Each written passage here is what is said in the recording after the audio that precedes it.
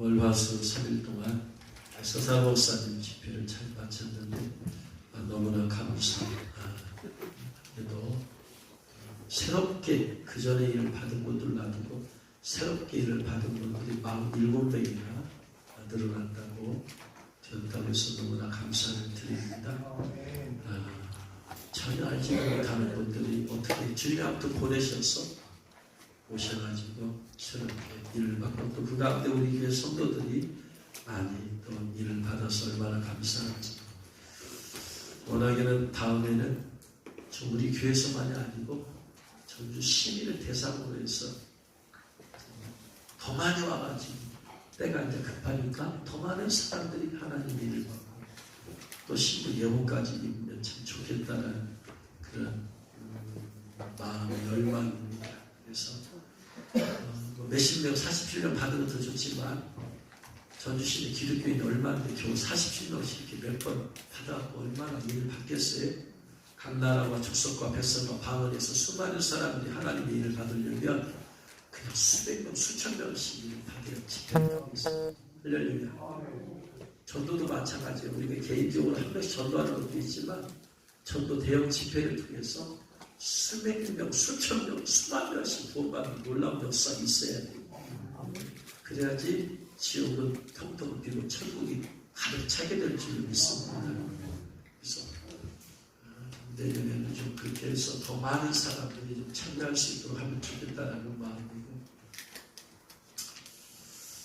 그렇게 김영애 권사님이 기도를 해달라고 문자가 왔어요. 미 집사님이 다른 정직사님, 정태규 사님이 이렇게 당신네 회사에 와서 좀 이렇게 직원으로 와서 좀 일을 좀 해달라는 제안을 했다고. 이거 어떻게 하십니까?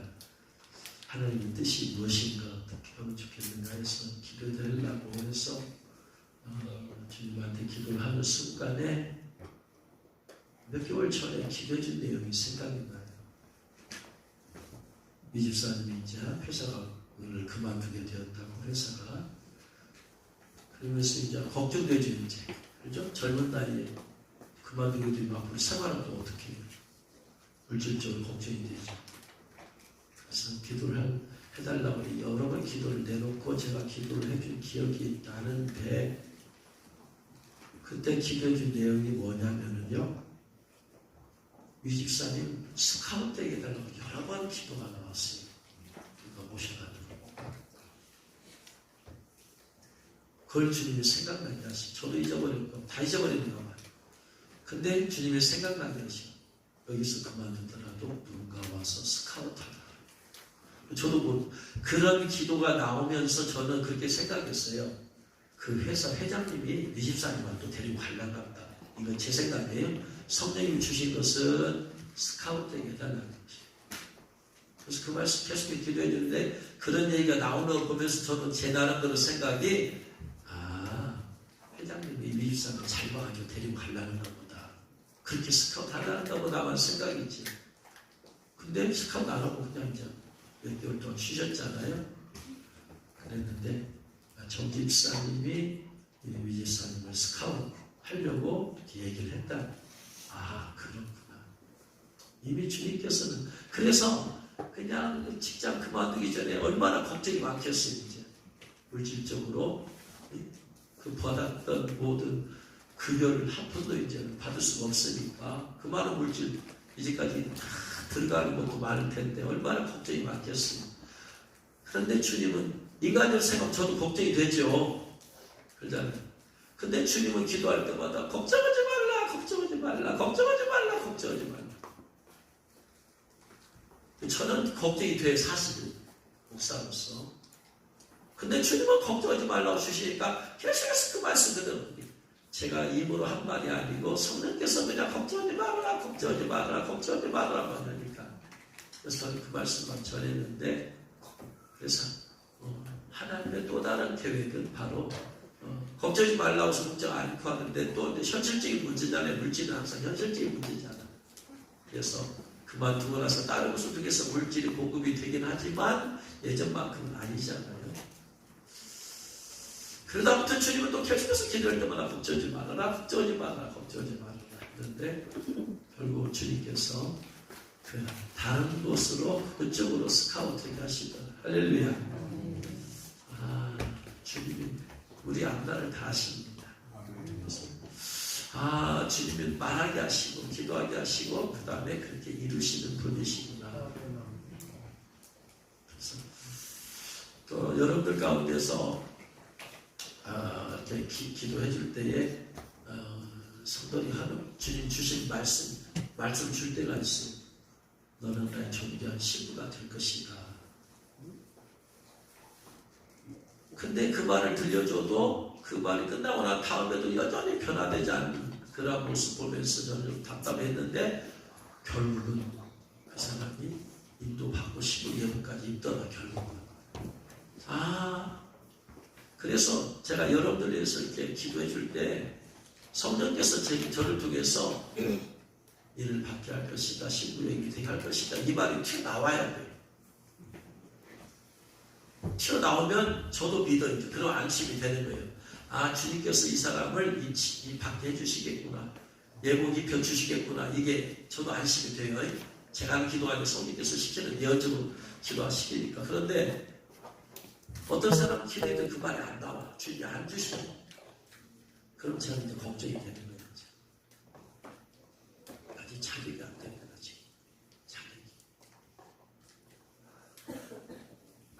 그래서 그걸 통해서 여러분들이 과연 이를 받을 것인가 못 받을 것인가. 주님이 말씀, 지금 못 받았어도 주님이 내가 받게 할 것이다 하면 주님께서 하셔요. 주님이 하신다고 하시는 거예요. 할렐루야. 아멘. 근데 주님이 그 말씀 안 주시면 아직 지금 그 사람의 마음에 지금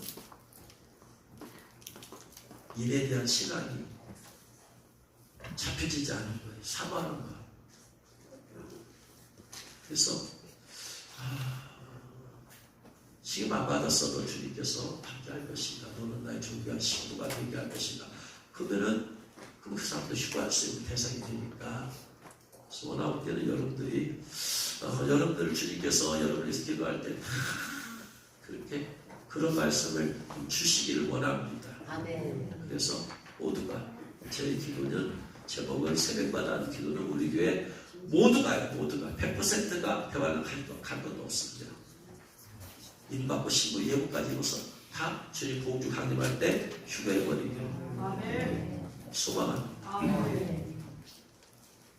다른 데는 인만 받아도 대화를 통해서 나중에 신부가 된다 하지만 저는 그것 갖고는 말할게요. 저의 마음은 무조건 대활란 가기 전에 들림 받아버려야 된다. 몇 분이 대활란 들어가면 666표 안 받으면 사람을 죽이기까지 하거든요.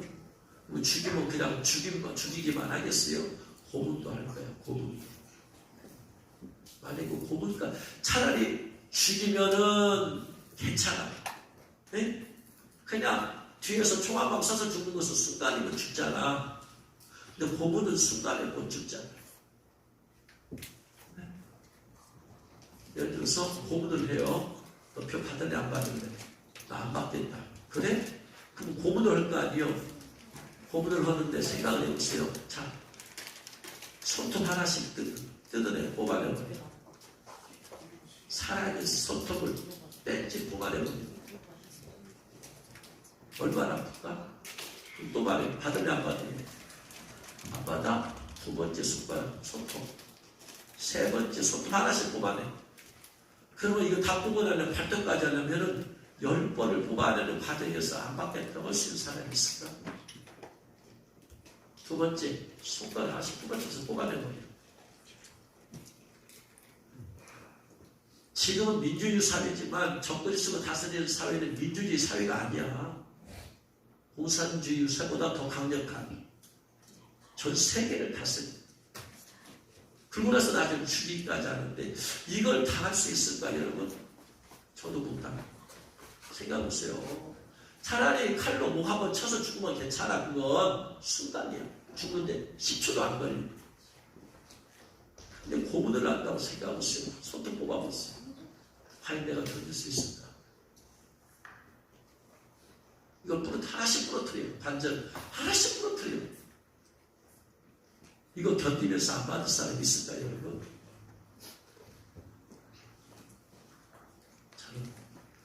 거의 불가능하게 봐요.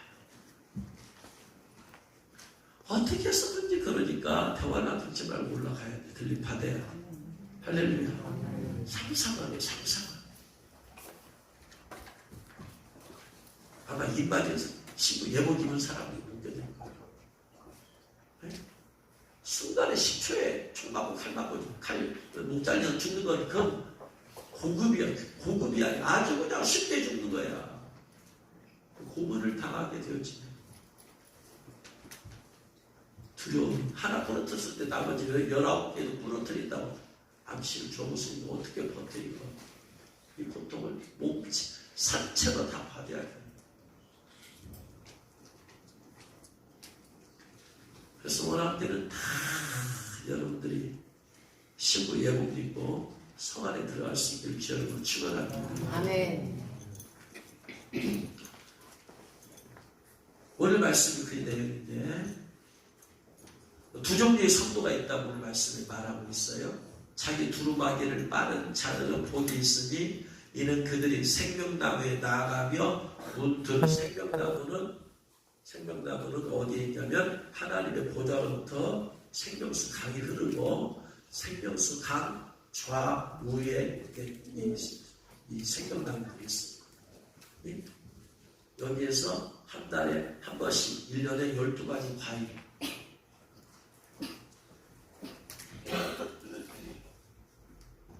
지난 금요일날 미정가서 하면서 주님 천국 갔다 오게 해주세요라고 했는데 여기 생명 강가에 있는 나무에 열매가 어떻게 생겼는가 봤더니 포도송이처럼 색깔이 포도주처럼 생겼는데 그것보다 더 크게요. 생명수 가에 가서 씻고 그다음에 생명나무 열매 보고 달마다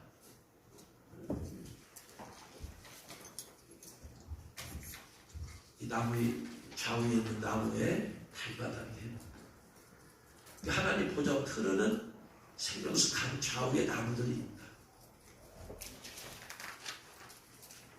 그런데 그 천국에 들어가는 데는 문들이 있다. 문들이 총 12개가 있다. 동쪽에 3개, 서쪽에 3개.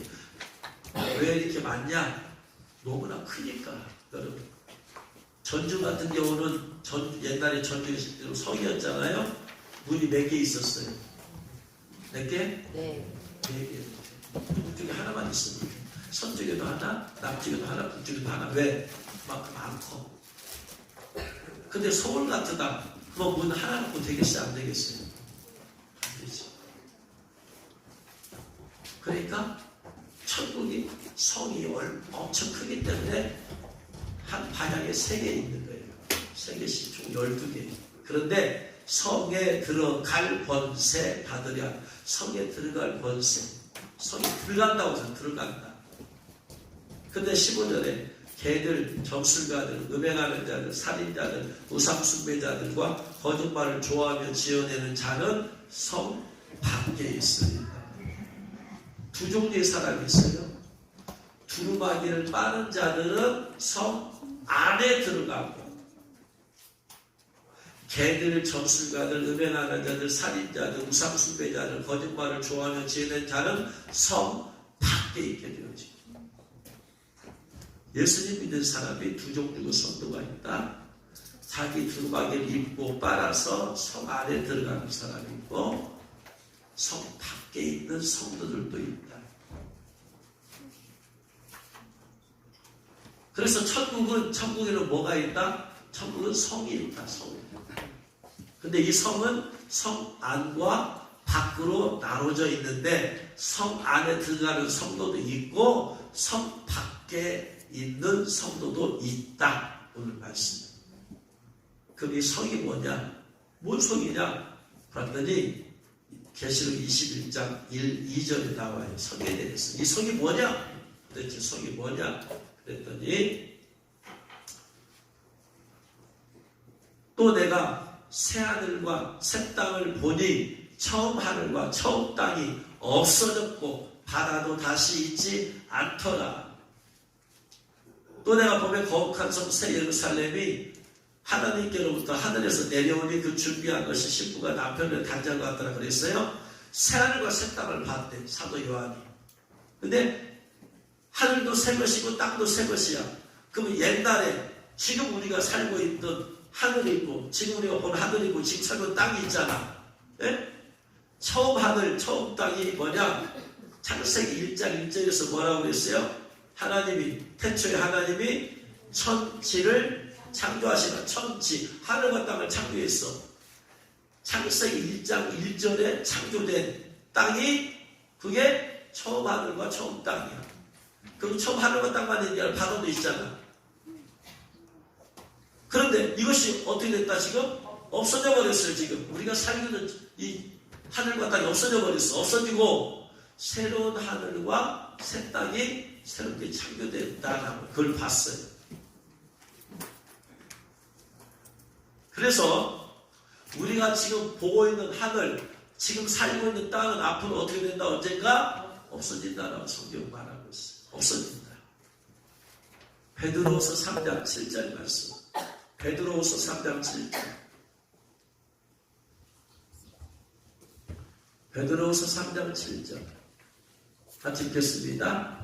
이제 하늘과 땅은 우리가 살고 있는 이 땅, 보는 하늘과 땅은 동일한 말씀으로 불살르기 위해서. 불살르면 어떻게 돼? 없어져 버리겠죠. 불타버리면 없어지지. 집을 불타버리면 다 없어져 버리는 거지.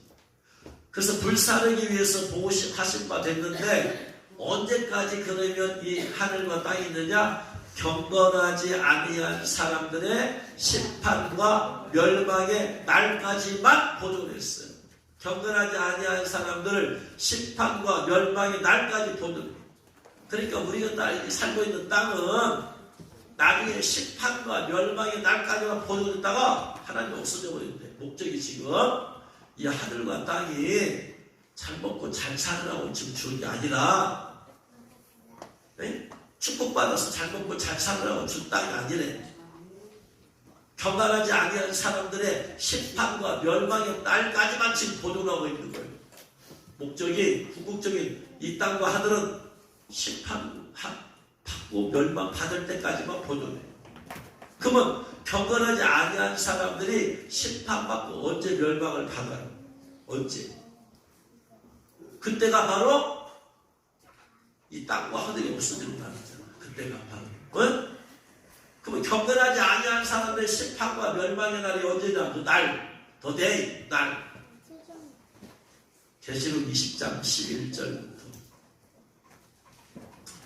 11절, 12절, 13절, 계시록 20장 봤더니 또 내가 크고 흰 보좌와 그 위에 앉으신 이 크고 흰 보좌, 엄청나게 커요. 그거 보좌가 흰색이야. 그리고 그 위에 앉으셨어. 그래서 100 보좌 심판이라고. 이건 100 흰색 흰백자야. 100 보좌 심판. 100 보좌 심판을 봤더니 그 위에 앉으신 이를 보니 뭐라고 되었어요? 땅과 하늘이 그 앞에요 피하여 담대 없더라 그랬어요. 그러니까 100보좌 심판 때 보니까 우리가 살고 있는 땅과 하늘이 이미 없어져 버렸어요. 100보좌 심판 전에, 100보좌 심판 받기 전에 다 끝나버려요. 없어져 버립니다. 그래서 100보좌 심판이 뭐냐? 새 예루살렘 성에 들어가지 않은 모든 불신자와 모든 예수 믿는 사람들을 다 부활시켜서 심판받게 하는 거예요. 그래서 우리가 살고 있는 땅과 하늘은 100보좌 심판 받기 전에 없어지는구나 알 수 있어요. 그리고 나서 없어지고 나서 없애고 그 다음에 100보좌 심판을 하고 그 다음에 새하늘과 새 땅이 생겼어요. 그런데 보니까 이 새하늘과 새 땅이 있는데 그 위에 어떤 일이 벌어졌느냐? 새하늘과 새 땅이 있는데 거기에 뭐가 내려와? 새 예루살렘 성이 하늘에서 내려오더라. 하늘에서. 하나님께로부터 하늘에서 내려오니, 하늘에서 하나님께로부터 내려오니. 새 예루살렘 성이 하나님이 계신 곳이 어디요 지금? 낙원이죠. 낙원이 예수님 지금 어디 계세요? 낙원에 계시잖아요. 낙원에서부터 그 하늘이죠. 그걸 내려온다 그랬어요. 내려와. 무슨 말이냐면 새 하늘 되었고 여기는 새 땅이라고 생각했어요. 이 면을 새 땅이야. 근데 봤더니 새 땅에 어떤 일이 벌어졌어요? 하늘로부터 뭐가 내려와? 새 예루살렘 성이 내려왔어. 새 땅 전체가 새 예루살렘 성이 아니라 새롭게 된 땅의 위에 새 예루살렘 성이 내려왔다 이 말이에요. 그러니까 성 안에 있는 사람, 성 밖에 있는 사람. 이해되죠? 성이 내려왔습니다.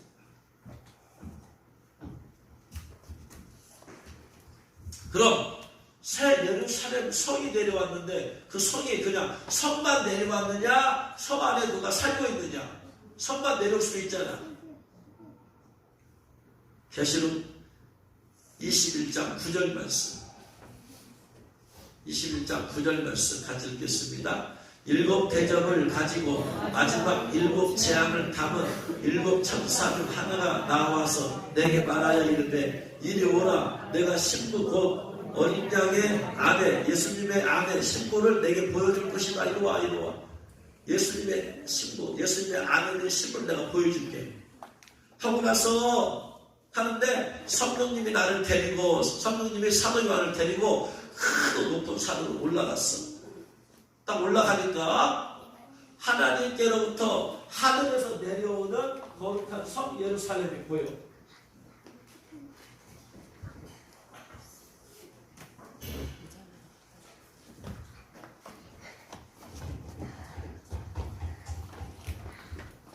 하나님께로부터 하늘에서 내려오는 거룩한 성 예루살렘. 그 성 예루살렘이 뭐야? 아까 21장 2절에 읽은 성이잖아요. 내가 또 보면 거룩한 성 새 예루살렘이 하나님께로부터 하늘에서 내려왔어. 새 예루살렘이.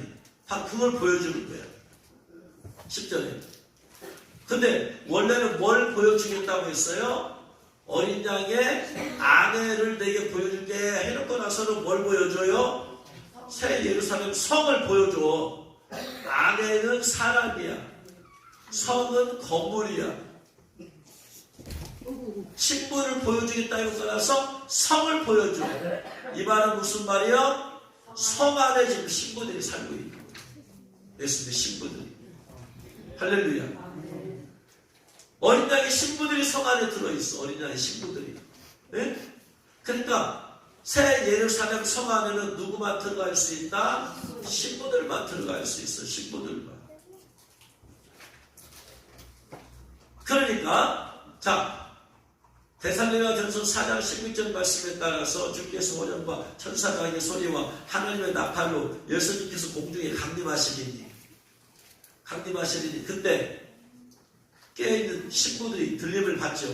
대환란 전에 우리에게 모두 성도들이 대환란 전에 휴거하기를 원한다고 했는데 휴거했어요. 휴거해. 그래서 휴거한 성도들이 어디서 예수님 만나요? 공중에서 예수님 만날 거 아니야. 그 다음에 어떻게 돼? 만났습니다. 옛날에 제가 신학을 배웠을 때는 이제 휴거했으니까 이 땅은 뭐다? 이 땅에서 뭔 일이 벌어지고 대환란이 있고 대환란. 그럼 휴거한 성도들은 뭐 하느냐? 제가 신학을 정말로 배웠을 때는 이 기간 동안에 7년 동안 대환란이 있게 되는데 이 7년 동안의 공중에서 혼인잔치를 합니다. 기간이 따로. 지상에서는 대환란, 7년 대환란, 지상에서는 신부들이 휴거했으니까 7년 혼인잔치. 그리고 혼인잔치가 끝나면 예수님께서 지상에 재림하신다. 그래가지고 심판하고 천년왕국이 이 땅에서 하신다고 이렇게 배웠어. 근데 그게 아니더라. 7년 대환란이 아니고 7년 가운데서 전 3년 반이 지나고 나면 휴거가 있고 그러니까 전국에서 3년 반만 남았어. 대환란에 옛날에 7년인 줄 알았어. 그래서 7년 대환란, 7년 대환란, 7년 대환란이란 말이 엄청 나돌았어요. 대환란 치면 전부 다 7년 대환란이 남았어. 그게 아니고 대환란의 기간은 얼마나? 사실은 3년 반이다. 3년 반. 3년 반 대환란이에요. 그러면 그 다음에 휴거한 성도들은 그러면 3년 반 동안 공중에서 혼인잔치 하느냐? 공중에서 혼잔치 하는 게 아니고 예수님께서 이제 휴거시킨 신부들을 데리고 이 신부들이 어디로 가느냐? 새 예루살렘 성으로 간다. 휴거한 성도들이 어디로 간다? 새 예루살렘 성으로 간다. 거기에서 대환란 끝날 때까지 기다리는. 그래서 휴거하면 우리들이 휴거하면 예수님께서 어서 오너라 해가 안아줘가지고 신부들아 수고 많았다 하면서 우리를 데리고 새 예루살렘 성 우리가 살집 영원히 살집 그리 데려가시고 왜? 우리 삶은 다 끝났으니까 다 끝났으니까 내가 살집도 새 예루살렘 성 안에 다 있어. 우리 각자가 살집이 새 예루살렘 성 안에 있어. 엄청 넓고 그러니까 동쪽에 문이 3개, 서쪽에 3개, 남쪽에 3개, 북쪽에 3개 엄청 넓으니까 휴거하면 우리가 살 집은 이미 어떻게 되어 있다? 이미 다 지어졌고 정해졌고 완성이 되어 있어. 거기 가서 대기한다. 거기서 안식을 누리는. 그래서 이렇게 해서 새 예루살렘 성에는 휴거한 성도들, 신부들만 들어가게 된다 이 말이야. 이게 성 안에 들어가. 이어서 두루마기. 그래서 신부들은 전부 다 두루마기. 이게 신부 예복이죠. 신부 예복을 입어서도 죄를 짓고 회개 안 하면 예복이 더러워지니까 그 나중에는 예복을 벗겨질 수 있으니까 두루마기를 입고 해야 할 것이 뭐다? 두루마기를 입고 뭐 하는 자들이 복이 있다? 두루마기를 빠는 자. 예복 입고 나서 또 더러워지니까 죄지면 더러워지니까 빨리 회개하고 빨아서 깨끗한 상태를 빛나고 깨끗한 세마포 상태를 유지하면 들림받고 이것이 안 되면 대환란을 통과해서 순교하는 그러한 신앙으로 다시 철저히 회개해야지 다시 한번 기회가 있게 되어집니다. 그래서 신부 예복을 입고 철저히 회개하는 게 이 마지막 때는 그러니까 회개의 은혜를 받는 게 대단히 중요하고 내가 죄를 지었을 때 성령께서 나로 하여금 회개하도록 죄를 깨닫게 해주는 사람이 가장 복된 성도예요. 네? 이 세상 축복 받았는데 뭐가 죄인지를 알지 못해. 뭐가 죄인지 알지 못하면 회개를 못할 거 아니야. 회개 못하면 더러워지는 예복 입었어. 그러니까 회개를 제일 많이 하는 성도가 복된 성도다. 깨달으시면 죄도 못 추구합니다. 그러면 성 밖에 이제 그래서 예복을 입고 일단은 신부 예복을 입고 부지런히 날마다 철저히 회개해서 거룩하게 되어지면 들림받아서 이제 휴거해서 세례 성 안에 들어가고 그렇지 이제 성 밖에 여기 새 땅이라고 있어요. 새 땅. 새 땅에는 지옥이 있어요, 없어요? 네? 없어요. 지옥이 없어요. 새 땅이라는 새하늘과 새 땅이라는 것은 넓은 의미에서 천국이에요. 천국이 새하늘과 새 땅. 지옥은 나중에 따로 있어. 새하늘과 새 땅이 새롭게 되었고 여기 위에 새 예루살렘 성이 내려왔어요. 그러니까 천국은 뭘로 되어 있다? 새 예루살렘 성 안과 성 밖으로 되어 있다. 성 안에서 사는 성도와 성 밖에서도 사는 성도가 있다. 앞에 새 예루살렘 성 안에는 누구만 들어갈 수 있다? 신부들만, 신부 예복을 입은 성도들만 들어가. 신부 예복을 입은 성도들만. 그래서 제가 목회자 사모신분에 이번에 특별 기부할 때 신부 예복인 빛나고 깨끗한 세마포를 입은 사람들만 휴거된다. 그렇게 썼잖아요. 제목은 타이틀을. 정확하게 해줘버려야 돼. 야단을 가면 안 돼. 사람한테. 그래서 정확하게 신부 예복을 어떻게 하면 입을 수 있냐까지 거기다가 싹 다 써놨잖아. 그럼 성 밖에도 사는 사람이 있느냐? 15절에 있다고 하잖아요. 성 밖에. 22장 15절에 개들, 점술가들, 음행하는 자들, 살인자들, 우상숭배자들, 거짓말을 좋아하며 지어내는 자, 예수님 믿는 사람들 가운데 이런 사람들이 있어. 다 이런 사람들은 성 밖에 있으니까. 개들, 점수가들, 음행하는 자들, 살인자들, 우상숭배자들, 거짓말을 좋아하며 지어내는 자들, 6종류의 사람들. 더 정확히 말하면 이 6가지 죄가 완전히 끊어지지 않은 사람들. 거꾸로 말하면, 다시 말하면 신부 예복을 입기 위해서는 이 6가지 죄가 완전히 끊어져야 돼요. 신부 예복을 입으면. 혹은 완전히 안 끊어졌는데도 입을 수도 있어. 근데 그러면은 이 죄를 또 지어서 다시 옛날로 돌아가 버리면 신부 예복은 더러워지다가 나중에 벗겨져 버릴 수 있다. 그래서 성 안에 들어가려면 이 6가지 죄를 완전히 끊어내버려야 돼. 완전히. 이게 관건이야. 이게. 신부 예복 입을 조건이 뭐냐? 특별히 회개하고 끊어버릴 것이 6가지. 이 6가지 죄에 대해서 다음 주에 말씀 시간이 너무나 많이 들기 때문에.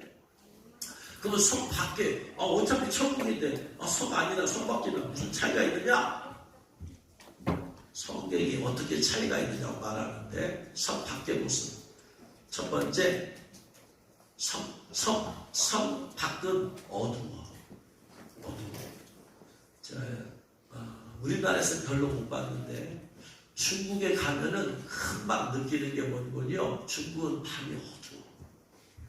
전력 상황이 좋지 않기 때문에 어두워. 그러니까 우리 전주 같은 경우도 밤이 되면 그냥 박잖아. 대낮 같은 아이들 다 박잖아. 거기는 해가 떨어지고 저녁밤 되면 막 거의 다 불이 다 꺼져. 어두워. 그러니까 좀 밤에 나도가 이거 불안해.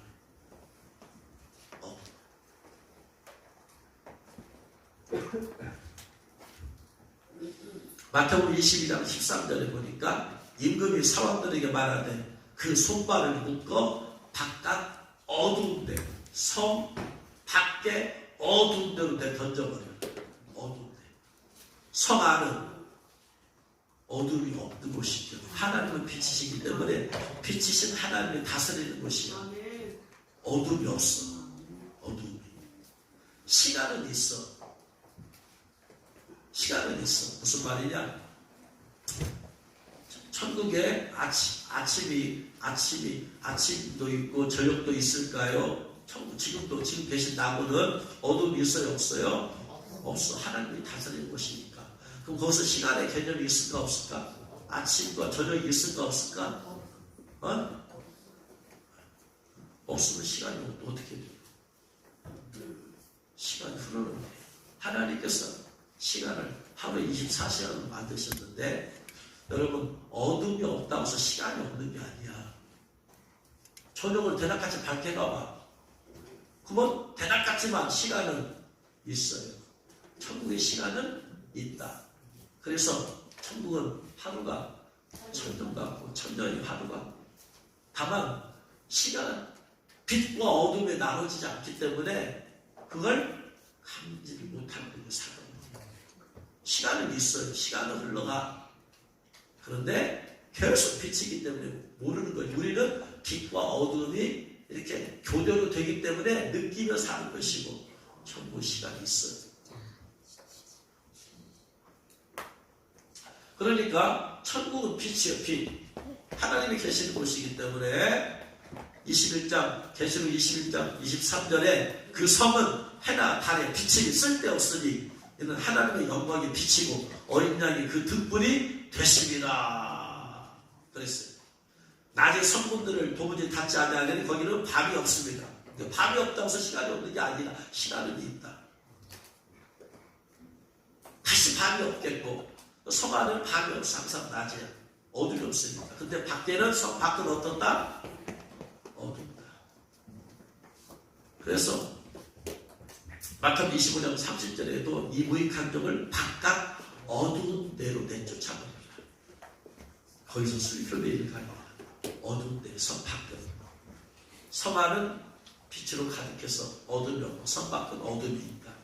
두 번째, 성 밖에서는 가슴을 치면서 통곡하면서 슬피 가슴을 치면서 통곡하면서 슬피 울어. 마태복음 21장 13절에 임금이 사람들에게 말하되 그 손발을 묶어 바깥 어두운 데에 내던져라. 거기서 슬피 울. 마태복음 8장 12절 그 나라의 본 자손들은 바깥 어두운 데에 쫓겨나 거기서 울며. 마태복음 25장 30절에 이 무익한 종을 바깥 어두운 데로 내쫓으라. 거기서 슬피 울며. 마태복음 24장 51절 어미 때리고 외식하는 자가 받는 벌에 처하리니 거기서 슬피 울며. 성 밖에서는 울어요. 공동 번역에서는 마태복음 22장 13절에 거기서 가슴을 치며 통곡할 것이다. 그랬어요. 마태복음 8장 12절에 땅을 치며 통곡할 것이다. 그렇게 번역했어요. 25장 30절 마태복음 25장 3절에 거기에는 가슴을 치며 통곡할 것이다. 그렇게 되어 있어요. 근데 성 안에는 우는 게 있어요, 없어요? 거기는 뭐가 있어? 계시록 21장 4절에 모든 눈물을 그 위에서 닦아주셨어. 거기서 눈물이 없어.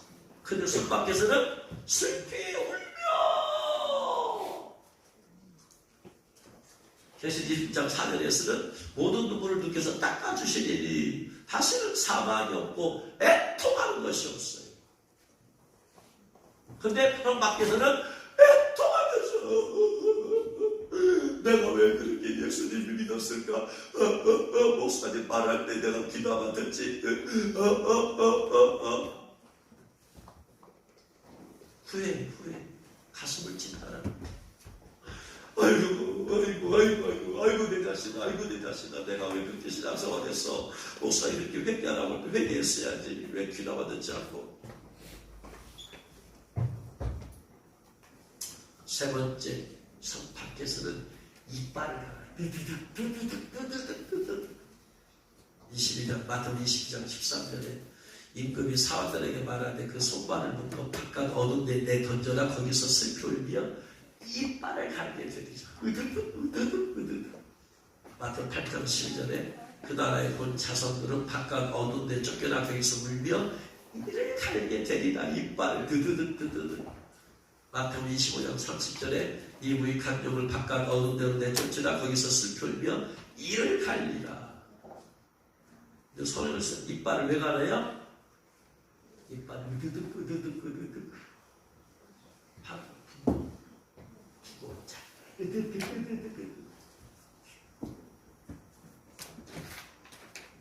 주님의 날 여기 보내셨나요? 내가 그렇게 주님께 충성했는데 성 안에 들어갈 줄 알았더니 겨우 예복제 만지 못하고 날 여기 보내요? 주님한테 이빨을 가는. 자기 자신은 자기 목사는 이빨을 가는. 내가 그렇게 교회 충성 봉사했는데 왜 그 목사는 왜 이런 비밀을 얘기 안 해줘가지고 나한테 그냥 잘한다 말했지. 회개한 이런 얘기도 안 해주고 나한테 잘한다고 말했지. 그냥 신부 예고 입어야 된다는 얘기도 안 해주고 그 담임 목사에 대해서 이빨을 으드득 하고 나쁜 놈. 근데 성 안에서는 이빨을 갈 일이 없어요. 감사하고 찬양만 있는 것이야. 부활하시니 보좌에 앉으신 우리 하나님과 어린 양께 있도다. 하나님 감사해요. 저 같은 모습이 10년까지 펴줘가지고 이렇게 성안을 인도해 주신 갈차게 감사. 이빨 갈 일이 없어.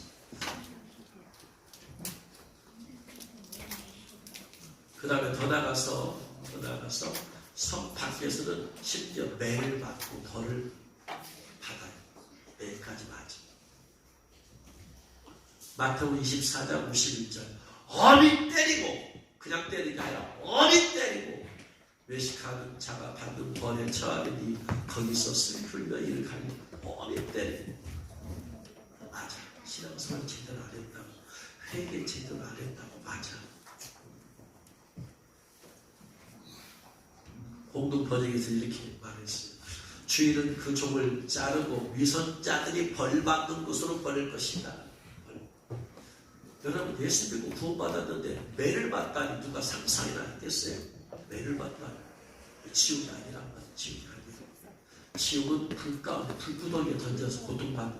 그러니까 불 가운데서 영원토록 고통받는 거하고 매정받는 거하고 비교가 안 되죠. 벌이. 그러니까 상대적으로 약한 거예요. 상대적으로 지옥에 비하면 상대적으로 약한 벌이에요. 매를 좀 맞는데 근데 아파서 매 맞아봤어요, 여러분? 저 어렸어. 아버지한테 많이 맞아봤어요. 중학교 때 선생님 많이 맞아봤어요. 총알이도 많이 맞아보고요. 중학교 다닐 때 선생님한테 말을 손바닥 내밀라고 하면요, 이렇게 해서만 때릴 게 아니야. 이렇게 세고 손등을 때려. 30cm 플라스틱 자국등을 때려. 내가 완전히 마루타야, 마루타. 맞아봤어, 이거? 그 머리를 이 플라스틱 맞아봤어, 이거? 마디를 때려. 어떤 고약한 선생님은요, 이만한 주먹 있잖아. 어디가 팔에 이런 거 주고? 큰 주고. 어디가 팔에 이거? 네? 어디 단방지만 팔잖아. 단방지 팔잖아. 재미로 그걸 사와. 교탁 있잖아. 나오라고 교탁에 엎드려. 그래가지고 여기다가 물을 좀 팔라.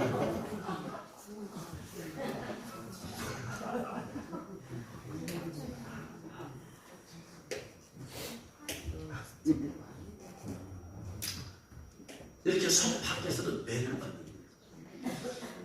지역불에 구하려면 상대적 약한 별이지만 거기서 맞으니까 아파서 슬퍼도 울어. 이빨을 갈어. 내가 그렇게 열심히 했는데 신부 예복 좀 안 입었다고, 내가 회개 좀 게을렸다고 난 이렇게 때려. 이빨을 예수한테 느드득 내가 우리 달목사 때문에 내가 여기 와서 이렇게 맞아. 달목사 이빨 부드득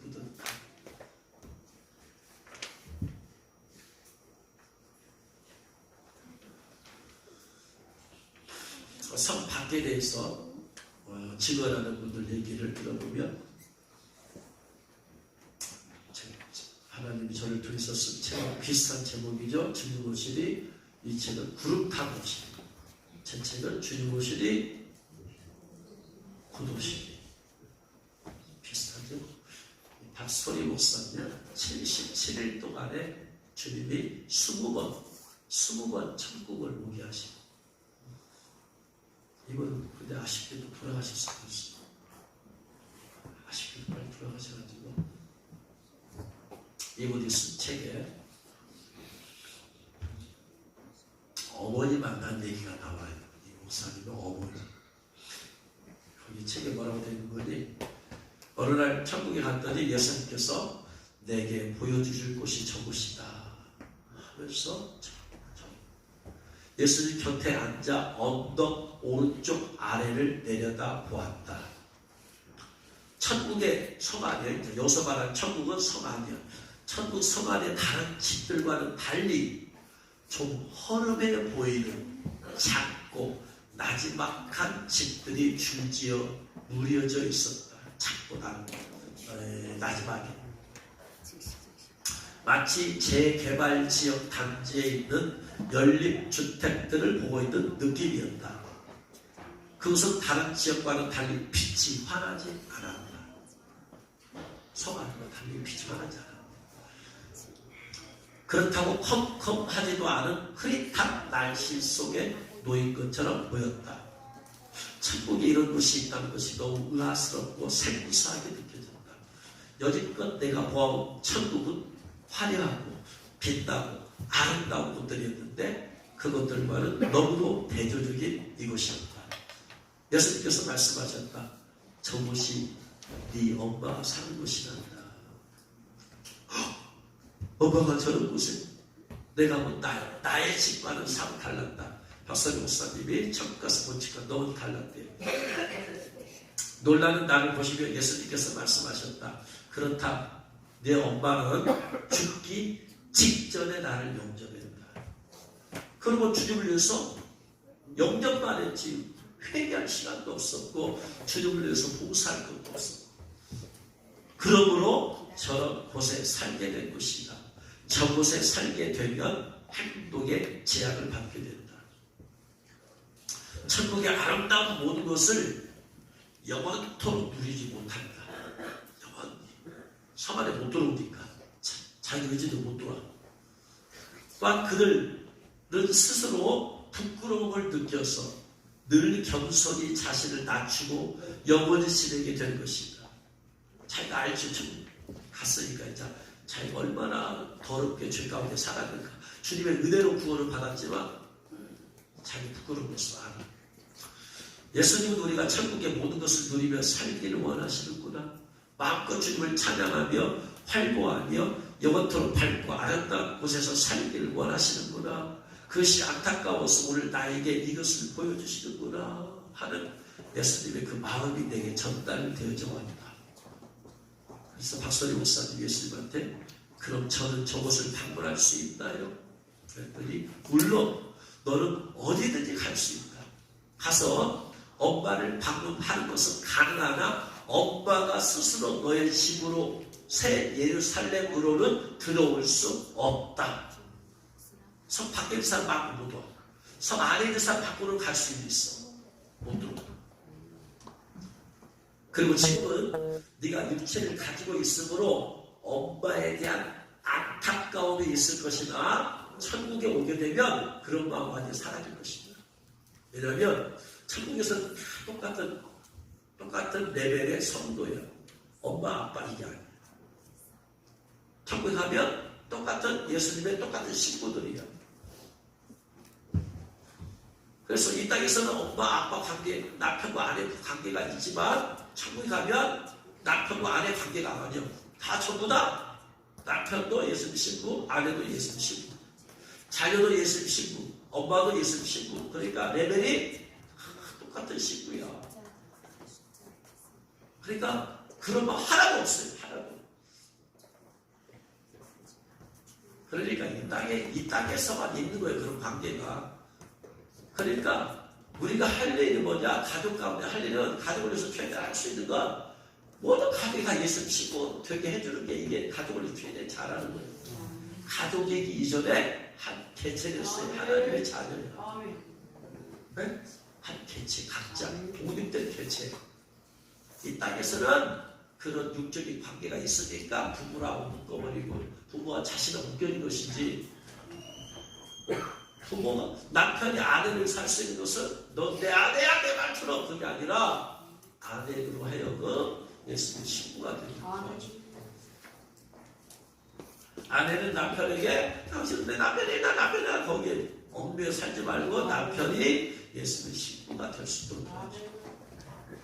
부모는 자식을 자기 마음대로 하는 게 아니고 자식을 잘 양육해서 자식이 뭐되게 예수님 신부 되게 해줘요. 근데 자식에게 자꾸 세상적인 것을 채워주면 자식이 망치는 거예요. 죽이는 거예요. 진짜 자식을 사랑하면 뭐 되게 해줘라? 신부 되게 해줘라. 세상 것으로 채워주지 마. 필요 없다는 얘기가 아니고 자꾸 인간적인 감정이 들어가니까 인간적으로 살아가는 거야. 부부간에, 자식간에, 부부와 자녀간에. 인간적으로 하지 말고 영적으로. 나중에 내 자녀가 천국 가면 나보고 엄마라고 안 해. 아빠라고 안 해. 천국 가면 저 사람이 나보고 남편이라고 안 해. 내 아내라고 안 해. 마찬가지로 천국 가면 여러분 저보고 목사라고 하겠어요? 똑같은 내가 신부인데.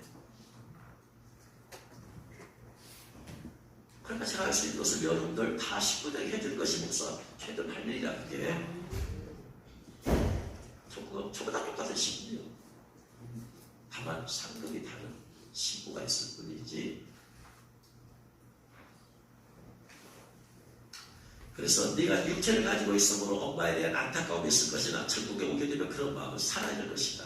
천국에서는 엄마와 딸이라는 관계를 넘어 더 아름다운 관계, 성도의 관계로서 영원히 진행이 될 것이다.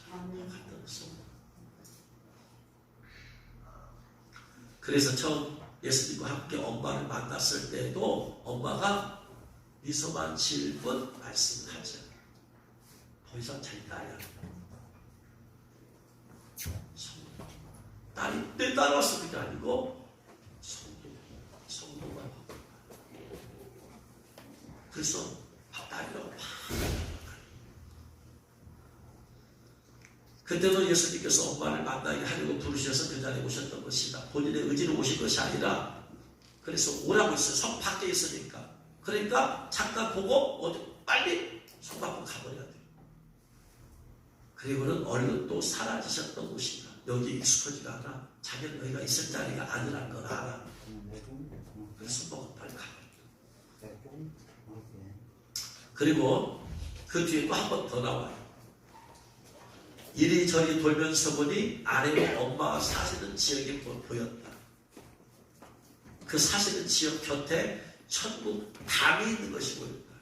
성이니까 성은 전부 다 담으로 둘러싸여 있잖아. 담이 있는 것이 보였다. 담이. 그런데 그 근방에 이상한 광경을 목격했다. 천국 담에 붙은 문.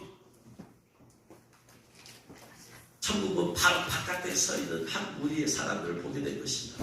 천국문 밖에서 바뀌죠. 그 초라함과 초췌함과 창백함이라니 마치 빈민 구제소 앞에 줄 서 있는 후줄근한 사람들처럼 보였다. 그들의 옷은 못이 삼배 같은 누런 옷들을 입고 있었다. 내가 굉장히 궁금증이 일었다. 예수님과 내가 하늘에 위에 그들을 내려다보는 상황이었다. 예수님, 저들은 누구인데 저기 서 있다요? 그랬더니 저들은 성령은 받았으나 일하지 않은 자들이다. 은사는 받았으나 땅속에 묻어는 자들이다. 그때 한 달란트를 땅에 묻어두었다가 책망을 받은 종이 떠올랐다. 마태복음 25장 30절이죠. 이 무익한 종을 바깥 어두운 데로 내쫓으라. 거기서 슬프리며 이를 갈리라 하니라. 그들이 서 있는 것은 천국이 아니었다. 그렇다고 지옥도 아니었다. 여기서 말하는 천국은 항상 성경이 말하는 천국은 새롭게 된 땅을 말하는 게 아니라 성안을 말한다. 성안. 천국이 아니었다는 것은 근데 지옥도 아니었어. 그러니까 성 밖은 천국 성 안도 아니고 지옥도 아니라 이 말이에요. 성 밖이라 이 말이에요. 바로 그들 뒤로 내리막 언덕 아래가 지옥으로 가는 길이었으므로 그들의 그리로 떨어질까봐 두려워하는 모습이 역력했어요. 떨어질까봐 지옥으로 떨어져. 그래서 그처럼 천국 문에 바짝 붙어 서 있는 것이었다. 그들은 천국 심사 기준에 미치지 못하여 하나님의 심판을 기다리며 울고 선 자들인 것이다. 슬픈다. 세상에 있을 때 열심히 일할 걸 하며 슬프게 울며 이를 갈고 있는 것이었다. 받은 것을 받는 하나님의 복의 앞에 아무 말도 아무 느낌도 없었다. 하나님께서는 살아계심으로 어떤 것에도 오냐 하실 것 같지만 그런 분이 아니심을 깨닫게 됩니다. 주님은 감정을 지니신 인격체이므로 주님을 위해서 일하지 않고 게을렀던 자들에 대해 치근한 마음을 가진 것이 아니라 진노하신다는 것을 알 수 있었다. 그들의 소행은 사람을 창조하신 목적에 어긋나는 것이기 때문이다. 특히나 모르고 짓는 죄보다 알면서 짓는 죄에 대해서는 매우 엄격하신 분이신 것이다.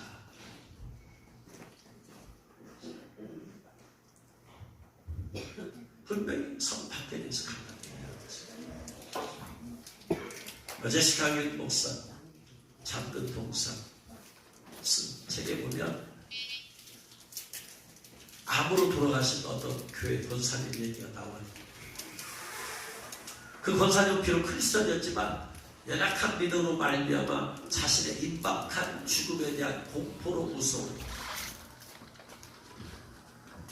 죽음은 공포로 무서워할 것이 아니야. 왜 죽음은 천국에 갈 것 같으면 더 좋은 곳에 갔는데 왜 무서워해?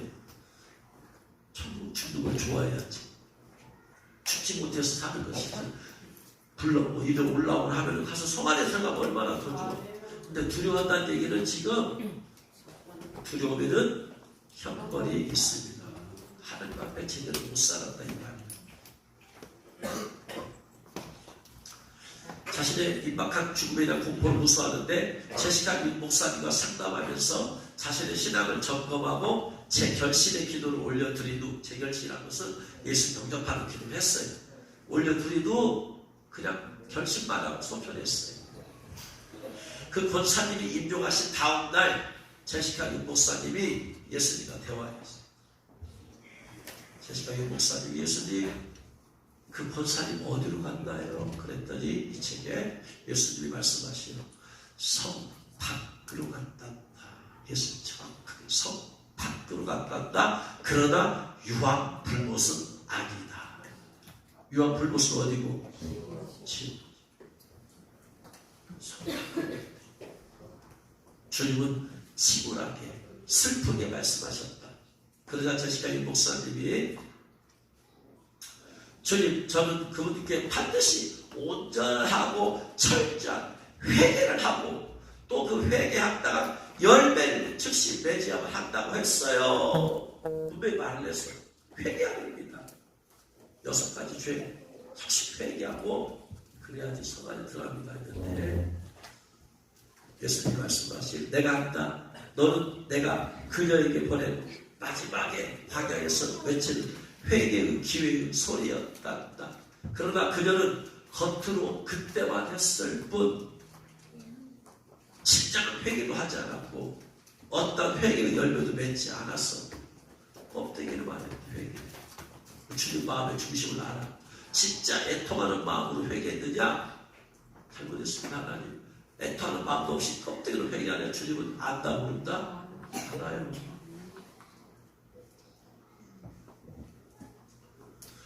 그나마 그날 밤에 너랑 했었던 재결신의 기도 때문에 유황, 불법, 지옥은 면한 것이다. 그전에는 구원에 대한 감, 화신조차 잃어버린 상태였단다. 그래서 내가 너를 그녀에게 보낸 것이다. 너는 그날 밤에 그녀의 돌밭 같은 마음에 내 깃발을 꽂고 온 것이다. 그래서 제시카 목사님과 제시카 목사님은 성 안과 밖에 대해서 잘 모르는 분인데 주님 말씀하시니까 이렇게 말할 뿐이지 어떤 이론적인 그것은 잘 모르는 성 안과 밖에 대해서 이론적으로 잘 정립해놓고는 선하라는 목사님 박선영 목사님도 그 경험을 적어놓은 것이지 성 안과 밖에 대해서는 이론적인 성경적인 것을 제시하지 못하는 거죠. 한번 경험을 했습니다. 그래서 그냥 그대로 썼을 뿐이에요.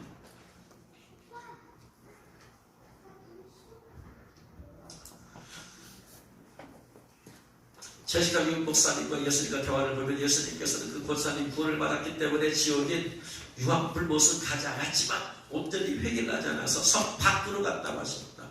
그 권사님이 구원을 못 받았다면 지옥인 유황불못에 가셨을 것이라. 그러나 재결신했기 때문에 지옥인 유황불못에는 가지 않았으나 온전히 회개할 줄 알았기 때문에 천국 성 안에 들어가지 못하고 성 밖으로 갈 수밖에 없었다. 이렇게 말하고 있어요. 그러면 이제 성 밖으로 갈 대부분 예수 믿고 구원받은 사람들은 다 성 밖으로 가게 돼 있어. 근데 그 중에 철저히 회개한 사람들만 신부 예복을 입혀줘서 그들은 성 안으로 데리거든. 하나님의 원래 계획은 모든 성도들이 성 안에 들어가는 것인데 일단 예수 영접하면 다 어디로 간다? 일단은 다 성 밖으로 갈 것 같다. 왜? 예수 믿으면 그렇게 회개 안 했습니다. 예수는 부세지로만 보셨지 그렇게 철저히 회개하는 사람 거의 없습니다. 있기는 있을 수 있겠지만 그래서 예수님만 믿으면 다 성 밖에요. 철저히 회개해서 신부 예복 입으면 소가 아니야. 그래서 어떻게 하면 우리가 신부 예복을 입고 성 안에 들어갈 수 있는가? 성 밖에 가면 그런 일이 있다고 했잖아.